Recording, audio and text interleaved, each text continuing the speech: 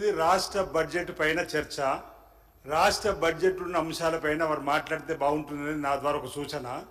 ఆ రోజు కేంద్ర ప్రభుత్వం బడ్జెట్లో తెలంగాణ ప్రస్తావన తీసుకురాలేదన్నటువంటి అంశం ఆంధ్రప్రదేశ్ పునర్విభజన చట్టంలో ఆ రాష్ట్రాన్ని ఉటంకిస్తూ నిధులిచ్చారు. ఈ రాష్ట్రాన్ని అదే పునర్విభజన చట్టంలో బయ్యారంలో స్టీల్ ఫ్యాక్టరీ కానీ, కాజీపేటలో కోచ్ ఫ్యాక్టరీ కానీ ఏవైతే మనం రావాల్సినవి ఉన్నాయో వాటి గురించి చర్చలు జరిపినప్పుడు భారతీయ జనతా పార్టీ చర్చలో పాల్గొన్నది.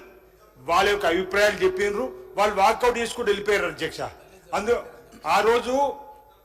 ఆ రోజు ప్రధానమంత్రిగా ఉన్న నరేంద్ర మోడీ గారు తల్లిని చంపి బిడ్డను వేరేసినటువంటి వర్డును వాడినటువంటి పరిస్థితి. తెలంగాణ గురించి భారతీయ జనతా పార్టీకి మాట్లాడే హక్కు లేదని ఆ రోజు పార్లమెంట్ తలుపులు మూసి తెలంగాణ ఇచ్చినప్పుడు ఆ అంశాలు అంటే వారు మాట్లాడుకుని మీ మాట్లాడుతుంది. ఈ రోజు మాత్రం రాష్ట్ర బడ్జెట్ పైన చర్చ జరుగుతుంది కాబట్టి ఆనాడు మా గౌరవ ముఖ్యమంత్రి రేవంత్ రెడ్డి గారు తెలంగాణ రాష్ట్రం జరిగిన అన్యాయం పైన ఆంధ్రప్రదేశ్ పునర్విభజన చట్టంలో మనకి ఇవ్వలేనటువంటి దానిపైన చర్చలు ప్రారంభించి అన్ని పార్టీల అభిప్రాయం తీసుకొని తీర్మానం చేసి ప్రభుత్వం పైన ఒత్తిడి పెంచే కార్యక్రమం చేశారు. వారు ఏమంటున్నారు, ఇక్కడ జిల్లాల వారిగా ఉన్నదని అంటున్నారు. దయచేసి ఆ అంశం వేరు. నేను గౌరవ సభ్యుడికి ఒకటే కోరుతా ఉన్నా, ఆ రోజు కేంద్ర ప్రభుత్వ బడ్జెట్ పైన మీరు చర్చించారు, మీ యొక్క సలహాలు సూచనలు ఇచ్చిండ్రు, మీరు నిరసన వ్యక్తం చేసి వాకౌట్ చేసారు.